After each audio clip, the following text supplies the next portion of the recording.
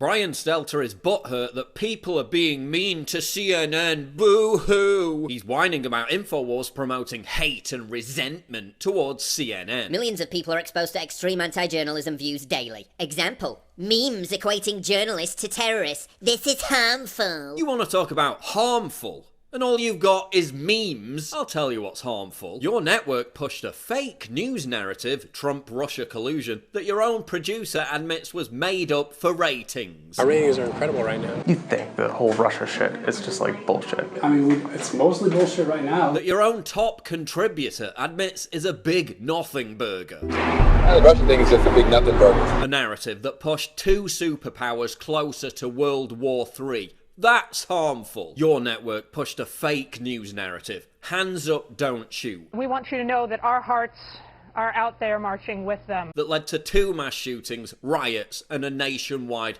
hate movement. That's harmful. Your network pushed a fake news narrative, Iraq having weapons of mass destruction, that led to 1 million dead Iraqis and thousands of dead and maimed US troops. That's harmful. Your network pushed a fake news narrative about Syrian rebels being moderate. Show the U.S., I think, that there is a significant amount of moderate rebels ready to take to the ground in Syria. That led to the rise of ISIS and an international migrant crisis. That's harmful. Your network pushed a fake news narrative about the Aleppo boy being a victim of Assad to propagandize for the invasion of Syria. We shed tears, but there are no tears here. He doesn't cry once. That little boy is in total shock. When his whole family were supporters of Assad and said their son was used as a propaganda tool by the jihadist rebels and by extension, CNN.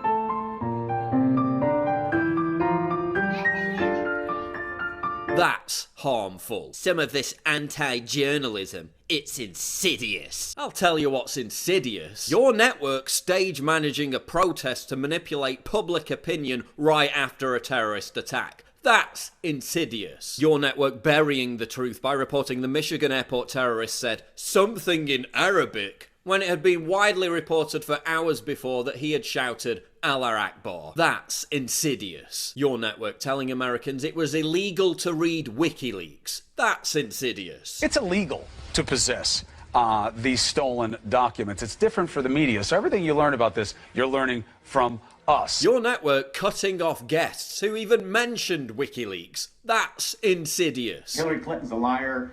She can't be trusted. And now the two faces of Hillary Clinton are coming out. The fact through WikiLeaks that she says one thing and... Oh, no. Your network cutting off guests who mention a link between refugees and terrorism. That's insidious. 30% of their domestic terrorism cases that they're investigating are from folks who are refugees. It's important not to label all refugees bad people. That's not why I'm here. But... Your network pretending its own cameraman is a random man-on-the-street anti-Trump protester. That's insidious. One vote equals one vote. What's wrong with that? What's the debate? I definitely feel his passion. There's other people out here who feel the same way. Like you heard this man, very passionate about the idea. He doesn't want Hillary to stop. Yeah, Brian, you know I used to live there, and I know that guy. That's John Gurkovic. He actually went to Africa with me as a cameraman. Your network's commentator giving debate questions to Hillary Clinton in advance.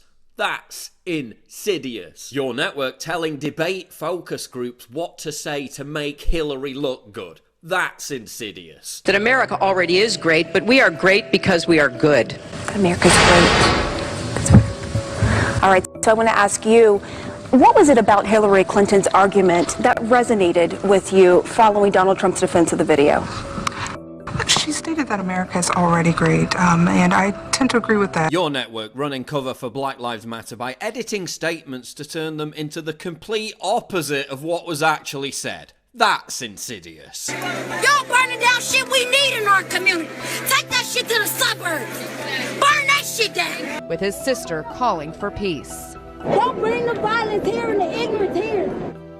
Milwaukee police. Your network calling Milo Yiannopoulos an extremist. That's insidious. Most journalists try to be fair and right. When screw-ups happen, corrections are made. Screw-ups? Really? screw-ups. A Harvard study found that CNN's coverage of Trump was 93% negative. 93%. 13-1 negative to positive stories. Is that just a screw-up too? Whoops, we just did 13 negative stories on Trump again. What a coincidence. Oh well, just a screw-up. That's not a screw-up. That's bias. That's not fair and right. That's having an agenda. Look, I'm biased, but I don't claim to be neutral. I don't claim to be an impartial journalist. The fact that you and everyone else at CNN is still claiming to be impartial is an insult to our intelligence. Your boy Jim Acosta whines every week about how Trump and the White House take questions from conservative media. Like, how dare they allow anyone to break CNN's monopoly? Here's a guy who got caught tweeting fake news about Trump not visiting Scalise in hospital. Every chance he gets, he's bitching about Trump. He's not fair. He's not impartial. He's not a journalist. He's an activist. Just be frigging honest about it. You wonder why there's all this hate and resentment towards you. It's not because people hate all journalists. It's because you lie all the time, you push an agenda, and you get caught. But then you have the arrogance to still claim that you're impartial. You have the arrogance to point the finger at us as the reason for you being reviled. You have the arrogance, after all this, to still claim you have the moral high ground. You don't have the moral high ground. People hate you because you lie about huge things. You lie about things that cause wars and violence on the streets. That's why people hate you. They're not anti-journalism. They're anti-fake news. They're anti-CNN. And you earned that hate because... Oh no.